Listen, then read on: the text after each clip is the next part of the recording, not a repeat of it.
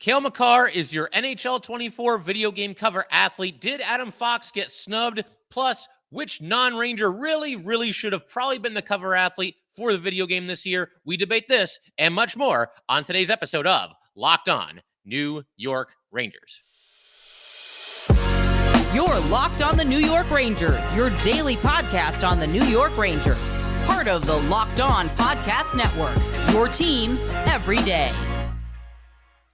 Welcome back, Blue Shirts fans, to episode number 886 of the Locked On New York Rangers podcast. I'm your host, John Chick. Just want to thank you guys, as always, for making Locked On New York Rangers your first listen every day. We are free and available on all platforms, including YouTube, and we are, of course, part of the Locked On Podcast Network, your team every day. So going to be doing something a little bit different here today. Going to be discussing basically the forthcoming NHL 24 video game from EA Sports, and more specifically, their choice to go with Cale Makar as the cover athlete. It's something that, a lot of people get really into around this time of the year. A lot of gamers out there, and I know a lot of the players and a lot of the fans of hockey get into the ratings that end up being bestowed upon these players. And for anybody that might not be familiar, basically your rating is like on a scale of 0 to 99. I don't think anybody's worse than like in the 50s. Basically, you look at it as like a grade on a school paper. Like if you're in the 90s, 90 is like an A minus,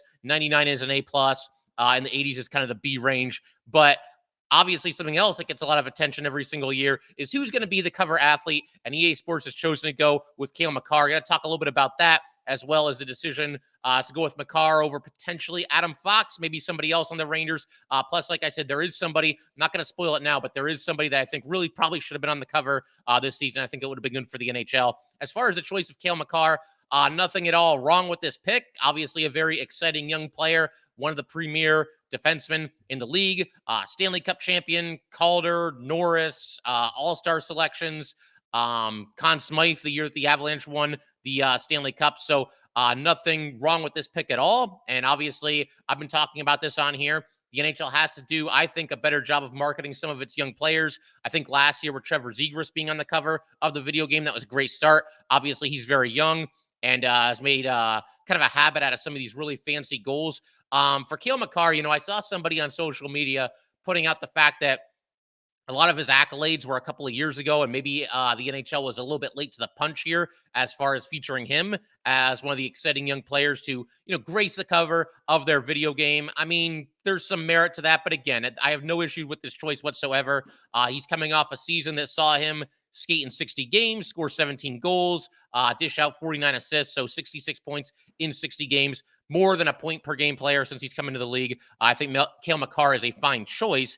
Obviously, myself, other Ranger fans, this Adam Fox versus Cale Makar debate, it's not going to go away. It's always going to be there. Obviously, they've both now won the Norris. Adam Fox still looking for his first Stanley Cup, and obviously we hope that's on the way, preferably sooner rather than later, but let's just hope it's on the way in general. We Ranger fans don't get a lot of Stanley Cups, so as long as he gets at least one with the Rangers, I'd probably sign up for that. If you told me this current, core, this current group of Ranger players is going to win one Stanley Cup, but just one Stanley Cup, I mean, at first it sounds a little underwhelming, but then you kind of think about the history of this team and the fact that it is very few and far between when it comes to Stanley Cups, to put it very mildly. So yeah, you tell me Adam Fox and this young core of Ranger players is going to get one Stanley Cup, but only one. Yeah, I'd probably accept that. I'd probably sign up for that if I'm being completely honest with you guys. And as far as, the Adam Fox versus Cale Makar debate, I mean, look, again, it's already well underway, and it's one of those things that's going to go on for many, many years to come here. Obviously, they're both still just getting into their mid-20s, so we're a long way from this being over. Everybody has an opinion. Every Ranger fan is convinced that Adam Fox is the better defenseman. Every Avalanche fan is convinced that Cale Makar is the better defenseman. I'll be completely honest here. I don't watch enough Colorado Avalanche hockey to know for sure one way or the other. I mean, I think certainly Adam Fox, all-around game, you could argue that maybe he's a little bit better and a little bit more important to his team than Cale Makar. But the cold hard truth is I see maybe like 2 Avalanche games per season, when they play the Rangers. Usually, the Ranger game will end, and I'll be getting my notes together and preparing to record the next episode of Locked On Rangers. And that's when the Avalanche are playing the Jets in Winnipeg or something. And I'm not really paying any attention to it. So honestly, I think most of the people that feel strongly Fox is better, Makar is better, whatever it might be, a lot of them probably don't watch a ton of either player because, and then that's especially true if you're a fan of the Rangers or a fan of the Avalanche. You're locked into your own team. You watch Adam Fox in action, you watch Cale Makar in action, and you just can't believe for a second that there's a defenseman in this league that's better. Of course, Erik Karlsson won the Norris this past season, but he did so largely on his ridiculously high point total, and more power to him for that. But I think when you're looking at all-around defensemen, I think most people agree mostly that, Fox and Makar probably superior all-around defenseman to Erik Karlsson, given that Karlsson isn't the defensive defenseman that either Fox or Makar are. So I've said my piece there. Honestly, I think it could have gone either way. I don't know if Adam Fox is even being considered. But honestly, you look at, the way the Rangers are kind of put together right now and some of the other players on the team. If you were going to go with a Ranger as the cover athlete, there might be other guys in line before Adam Fox. I would normally say Artemi Panarin, although coming off of the postseason showing that he just had, probably not the best timing there because obviously it just didn't go his way and the Rangers were knocked out in the first round. You got somebody like Mika Zibanejad who, you can almost picture that, with the hair flying and everything, him being on the cover of EA Sports. If you wanted to go a little bit old school and somebody that's been with his team forever, Chris Kreider would be an option as well. But, he's not exactly one of the younger players in the league. Neither is Mika, really. I think it's best for the NHL to look at young players and try to make them into household names. As I mentioned, last year it was Trevor Zegras and also Sarah Nurse. And both young players and both people that you're trying to get to become household names. I think that's another example this year with Cale Makar being the choice. You got to get it to the point where people who aren't necessarily big-time hockey fans, people that are very casual at best, or people that don't even watch hockey, you get to be familiar with these names and you at least get a couple of star players, a couple of marketable players, kinds of players that people sooner or later are going to want to tune in and watch. And as I've said in the past, when it comes to NHL marketing and, which player do we want to make a big deal out of, it can't be Crosby and Ovechkin from now until the end of time. They're both into their mid to late 30s at this point, and you got to start getting mainstream sports fans familiar with, Trevor Zegras and Cale Makar. And, I guess you could throw Connor McDavid in there. He's not super young anymore, but it's crazy because, Connor McDavid, for as amazing as he is, you tell a non-hockey fan about Connor McDavid, and they might not know who he is or what team he plays for or anything along those lines. So I do think, again, Makar was a solid choice to be the cover athlete for this year. Adam Fox is somebody that I think also probably deserves some consideration, but, it is what it is. They made their choice, and it's going to be Cale Makar, and we'll see how the game is when it comes out. There is somebody else, though, who actually is not a New York Ranger, who I believe really, really, really should have been the cover athlete this season for NHL 24. I'm going to tell you who that is and why that player should have been the cover athlete in just a second. We're also going to take a look at the history of which players in the New York Ranger have graced the cover of video games in the past and kind of, the reasoning behind that and where they were in their career at that time. We're going to do all that fun stuff in just a second. But first, got to let everybody know, today's episode of Locked On New York Rangers is brought to you by FanDuel. Football season is about to kick off, and FanDuel is giving you the chance to win all season long. Because right now, when you bet on a Super Bowl winner, you can get bonus bets every time they win in the regular season. Just pick any team to win the Super Bowl, and you'll get bonus bets for every victory.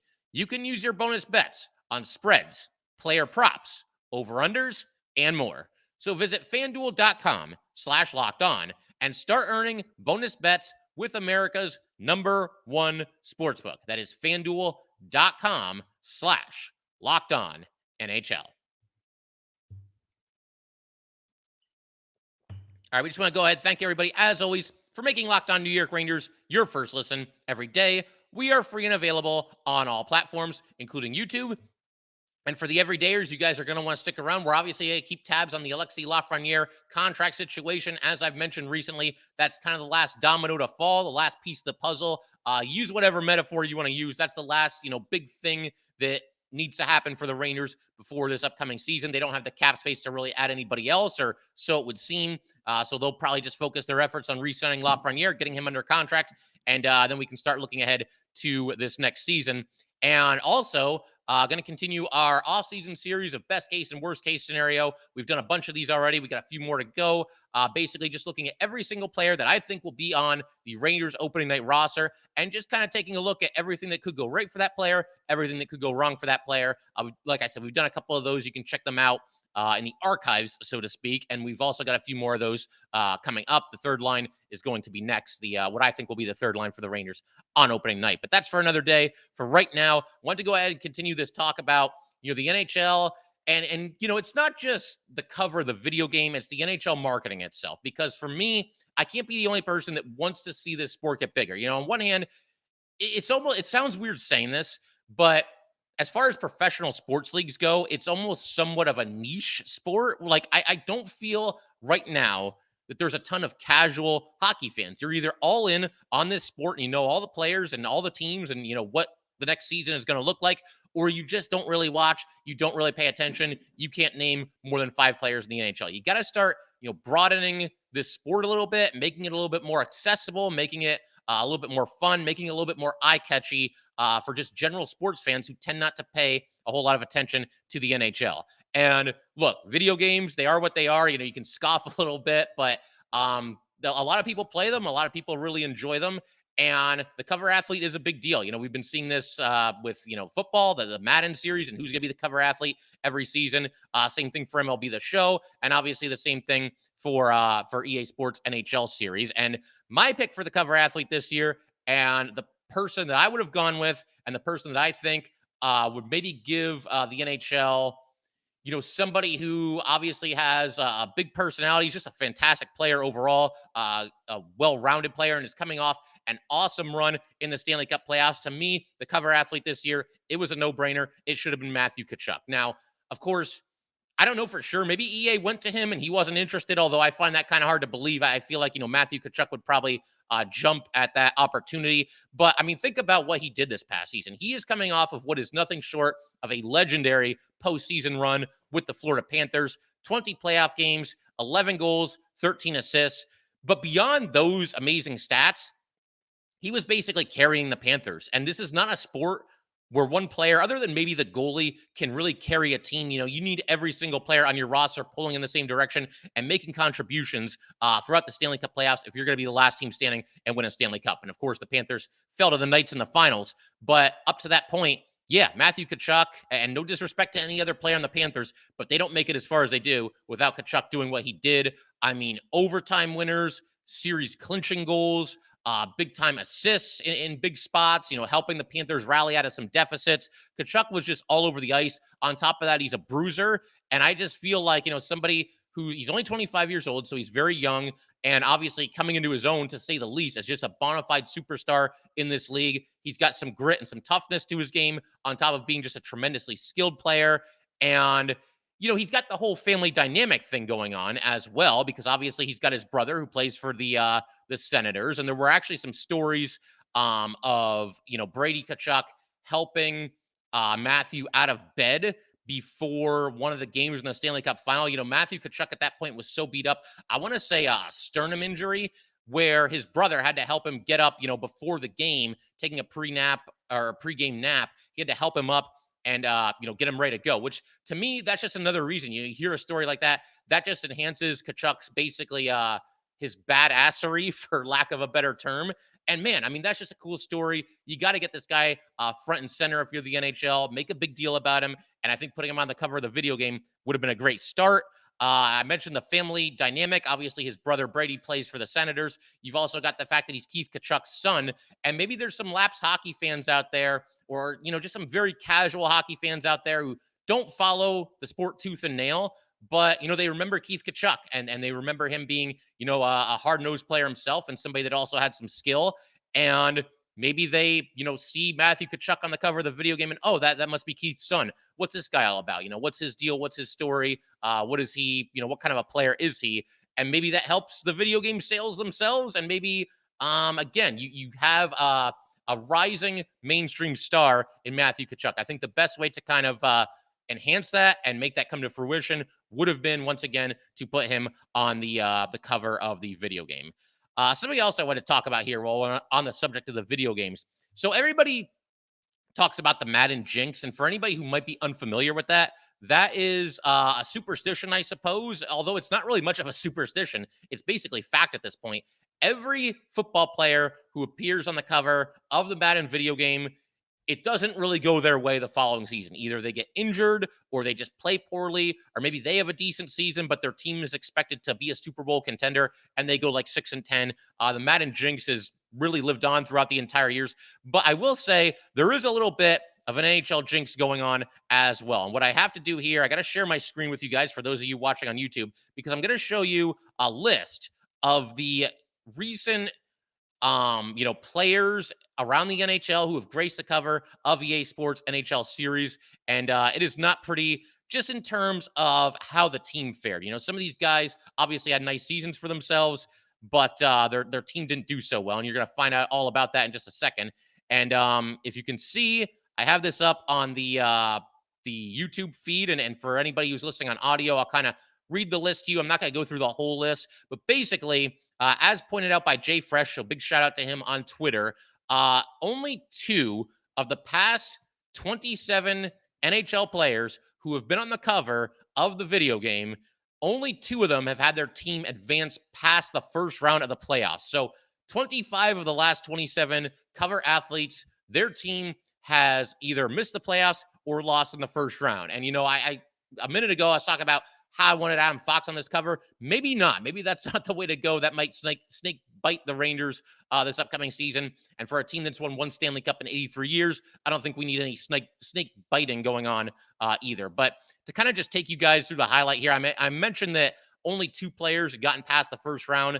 That would be Patrick Kane, who was on NHL 10. The Blackhawks did win the Stanley Cup that season, so it can be done. Patrick Kane is an example of that. And Vladimir Tarasenko, he was on the cover of NHL 17. And yes, the Blues got past the first round, but they lost in the second round that season. And it's been a while since we've seen any Rangers on the cover of these video games. It has happened in the past. Technically, Glenn Healy is the first cover athlete because there was an action shot during the first NHL game that was made. That was back for the Super Nintendo and maybe Sega in 1991. But it's just an action shot. It's just like a picture from the game. It's not a real, like, quote unquote cover athlete. And Healy at that time was on actually the New York Islanders. So he was not with the Rangers. There's NHL PA Hockey 93, where Mike Richter and Randy Moeller are both on the cover. They're technically the cover athletes, along with Rod Brindamore of the Flyers. Basically just another action shot here. Mike Richter is making a save, and Moeller's kind of delivering a hit to Rod Brindamore. In NHL 95, you had Alex Kovaloff of the Rangers and Kirk McLean of the Canucks. That makes sense because they played each other in the Stanley Cup the year before, and obviously that went very well for the Rangers. But also an action shot. It was a picture of Kovaloff scoring a goal against McLean during the 94 finals. In NHL 2007, Ovechkin was the cover athlete, but there was in Sweden an alternate cover where Henrik Lundqvist was the cover athlete. 2008, kind of a similar situation. Eric Stahl was your cover athlete, but Jaromir Jagr was the cover athlete in the Czech Republic. Wayne Gretzky had a few video games where his name was in the title, and he appeared as a Ranger on the cover of Wayne Gretzky's 3D Hockey 98. I believe that was for the N64, maybe a couple other systems as well. There have been some former and future Rangers that have been on the cover. You had John Van Beesbrook in 97, Eric Lindros in 99, Eric Stahl in 2008, Patrick Kane in 2010, Vladimir Tarasenko in NHL 17. So guys with ties to the Rangers. But it's been a long time since a Ranger has graced the cover. But like I said, just talking about the jinx a second ago, maybe that's for the better. And as far as the game itself, I don't think there's a release date yet. I saw that the trailer dropped the other day, so I do have to check that out. But you guys let me know. Is this a game worth checking out? Is this something that I should buy? Do you guys want to, play me online? Because we can make that happen too. I got the PlayStation 4 now. I'm moving up a little bit, so I can grab that for the PS4. I saw last year's games didn't really get the best reviews, but maybe they've improved a couple of things. We shall see. I'm certainly willing to give it a shot. So you guys let me know, anybody who buys a video game, because I'm a little bit of a gamer. I'm a casual gamer at best, I would say at this point, but I'll check it out. And like I said, maybe we'll have like a Locked On New York Rangers tournament at some point if enough people are interested in this. We have the Fantasy League. That's pretty easy to set up. organizing a video game tournament might be a little bit more difficult, and I'll probably be the first person eliminated. But that's okay. We can try to make it happen if I can, figure out the technology. And again, if there's enough interest in this, you guys just let me know. First of all, let me know how the video game is for those of you that buy it. And then secondly, if we want to set up like a tournament for Locked On New York Rangers listeners, we can make that happen as well. Going to keep everything rolling in just a second. Want to get to a couple of minor Ranger transactions that have happened over the past couple of days and weeks here, including Brandon Scanlon. It's something that I've been meaning to circle back to, and we're going to do that today. He signed his new contract about a week or two ago, give or take, about a week and a half, I would say. So we're going to talk about him, what he brings to the table, and what the Rangers might see in him. Also going to talk about a couple of recent draft picks who are in college that the Rangers have chosen not to sign. So we'll do all that fun stuff in just a second.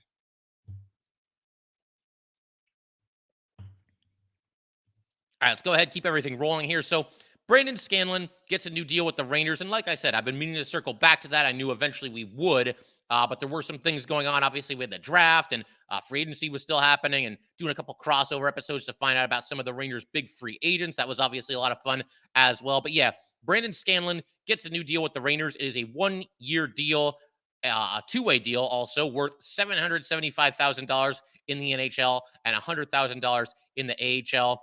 And I get the feeling, he probably a long shot to see any action with the Rangers this season. But as far as what Scanlon brings to the table, he's a 24-year-old left defenseman, big guy, 6'4", 214 pounds, a lefty shot.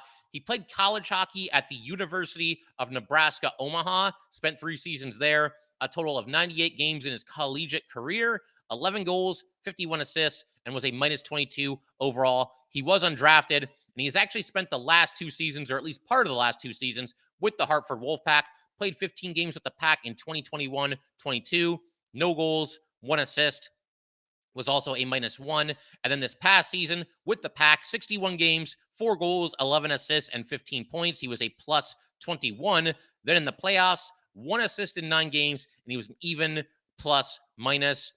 Before playing in college, Scanlon played 2 years with the Brooks Bandits of the AJHL, 24 goals and 60 assists in 98 games there. Also won an AJHL championship with the Bandits. So obviously showed some scoring prowess and some scoring touch in the AJHL, but obviously that hasn't really translated really to his college career or his career in the minor leagues. He's going to make his name more as a stay-at-home defenseman now. And as far as the Rangers' plans for him, seems like just kind of an organizational depth kind of a signing here. I really can't see him cracking the Ranger roster on opening night. I mean, he's a roster long shot at absolute best. You've got, to run through the whole depth chart here, you've got the 5 that are obvious that I always talk about. They're going to be out there on opening night for the Rangers. Beyond that, you've got Zach Jones, Eric Gustafsson, Ben Harper still here, Matthew Robertson, maybe Ty Emberson, the guy that they got in the Nemeth trade with the Coyotes. So never say never, but yeah, I would say Scanlon, he's pretty buried on the depth chart as far as NHL options are concerned. And him playing for the Rangers this year does seem like quite a long shot, but never say never. We never know for sure. We didn't think Ben Harper was going to play as many games as he played last year either. So we shall see. But more than likely, he ends up back with the Wolfpack and probably holding down a top 4 role. As he did this past year, known for being a physical, steady, stay-at-home, pretty reliable defenseman. So we'll see how it goes. And we will keep an eye on the Hartford Wolfpack this season, as we always do. And then there's this that we have to talk about as well. I saw this first from our good friend Anthony Scultori at Forever Blue Shirts. He had an article the other day, just yesterday, in fact, where he mentioned that the Rangers have chosen not to sign former college draft picks Riley Hughes and Eric Ciccolini. We'll start with Hughes, just a quick rundown there. He's a 23-year-old right winger. The Rangers took him in the 7th round at number 216 overall in 2018. This is before Hughes started his collegiate career. Played 4 years at Northeastern University, 118 games, 11 goals, 21 assists, and was a +5. He was also an alternate captain in his junior and senior years. These are not exactly eye-popping numbers for a winger. And then as of July, it looks like he actually transferred to Ohio State, but he will no longer be a member of the Rangers organization going forward. They chose not to sign him. You've also got Eric Ciccolini, 22-year-old right winger. He was also a 7th-round draft pick by the Rangers the following year in 2019. He went number 205 overall The Rangers drafted him before he started his college career at Michigan. 4 years at Michigan for Ciccolini, 85 games, 15 goals, 19 assists, a +10. Again, these just aren't the kind of numbers that really get your attention. And it looks like he's actually going to continue in college at Clarkson University. I know there's some Ranger fans that might get on them for this, and look at the Rangers swinging and missing at another couple of draft picks. But you got to keep things in perspective here. By the time you get to the 7th round, it really is a crapshoot. It really is a dart throw. I'm not making excuses. I feel like that's the way most people feel. By the time you get to the 7th round, you're just taking somebody because we like his size or we like his speed or he's a really good passer. You're just finding something that you like about a certain player. If they were like, bona fide NHLers, guys that you're definitely going to be penciling into your lineup in the next couple of years, they would have gone in the first couple of rounds. They wouldn't still be out there in round 7. Now, of course, you can always find a steal late in the draft. Henrik Lundqvist always springs to mind as an example there. But for the most part, yeah, it's a dart throw. It's a lottery ticket. You're just hoping to kind of get lucky. I mean, more than anything else. You can't tell me that with Henrik Lundqvist, I mean, as great as he was, there was some luck involved there. The Rangers got him far later than they should have been able to. If you did a redraft that year, he's probably going number 1 overall, and the Rangers got him in the 7th round. So, yeah, again, it's not that big of a deal. I just kind of want to keep everybody up to date here for anybody that follows Ranger draft picks, but not signing a couple of guys that you took in the 7th round, it's okay. It's not going to destroy the Rangers. It's always nice to hit on picks like this, but it's the rarity rather than the rule. Getting something big out of guys that you take in the 7th round of the NHL draft. But I figure we could pretty much call it there for today. I did want to go ahead and mention once again that we do have our Locked On New York Ranger Fantasy League, which will be returning this season. And I've heard back from some people from last year that are going to play again this year. I'm going to go ahead and do a roll call. If you don't hear your name and you played last year, you have until this upcoming Monday to let me know. Once it gets to Monday, we're going to open the door to some new players for this year, some people that have been very patiently kind of waiting in line here. But as far as people returning from this past year, this is the names that I've got. So if you don't hear your name here, definitely get in touch with me. Obviously, I'm going to play. We've also got Justin, Eddie, Xavier, Michael, Corey, Ryan, Dan S as in Sam. He was our runner-up this past season. Robbie, Steven, and Anthony. So anybody else who, again, you played last year, you want to be back this year, you got to let me know before Monday, because that's when we're going to open the door to some people that did not play last year that are looking to join the league. So definitely looking forward to all that. Definitely looking forward to the draft. And yeah, that'll pretty much do it for today. Once again, if you'd like to get in touch with this podcast, please send an email to lockedonnyrangers@gmail.com. Once again, that is lockedonnyrangers@gmail.com. Definitely give us a follow on Twitter as well at LO_NY_Rangers. Once again, that is at LO_NY_Rangers. And definitely subscribe to Locked On New York Rangers YouTube channel. Thanks again, guys. I will see you next time.